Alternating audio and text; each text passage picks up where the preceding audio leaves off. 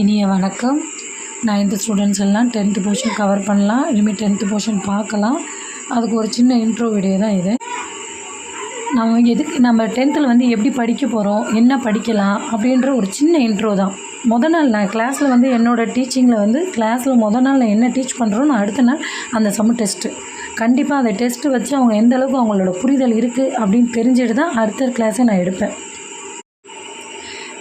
அவங்களோட புரிதல் எப்படி இருக்குதுன்னு தெரிஞ்சுக்கிட்டு ஓகே அப்படின்னா அடுத்த சம் நடத்துவேன். இல்லை அதில் இன்னும் கொஞ்சம் அவங்களுக்கு டீச்சிங் பண்ண வேண்டியது இருக்குன்னா உடனே நான் சொல்லிக் கொடுப்பேன்.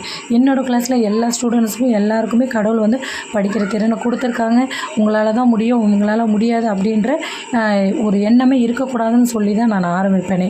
அதனால் தினைக்குமே நான் நடத்துகிற கிளாஸில் எந்த சம் நடத்துகிறோன்னா அது அடுத்த நாள் டெஸ்ட்டு. அது வீடியோவாக இருக்கிறதால இவங்களுக்கு எப்படி நான் சொல்கிறதுன்னு நினச்சி நான் ஒரு வீடியோ போடுறேன். நாள் என்ன சம்மு பார்க்குறீங்களோ அது அடுத்த நாள் அன்றைக்கி நைட்டே டெஸ்ட்டு எழுதிடுங்க.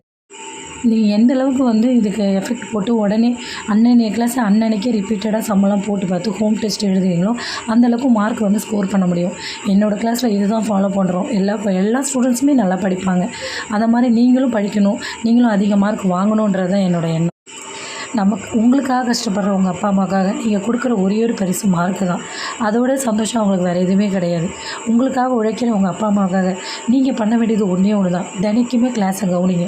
கிளாஸை கவனிச்சிட்டு என்றைக்கு என்ன சம் பார்த்தீங்களோ அதை அன்றைக்கே ஹோம் டெஸ்ட் எழுதுங்க. இது எல்லா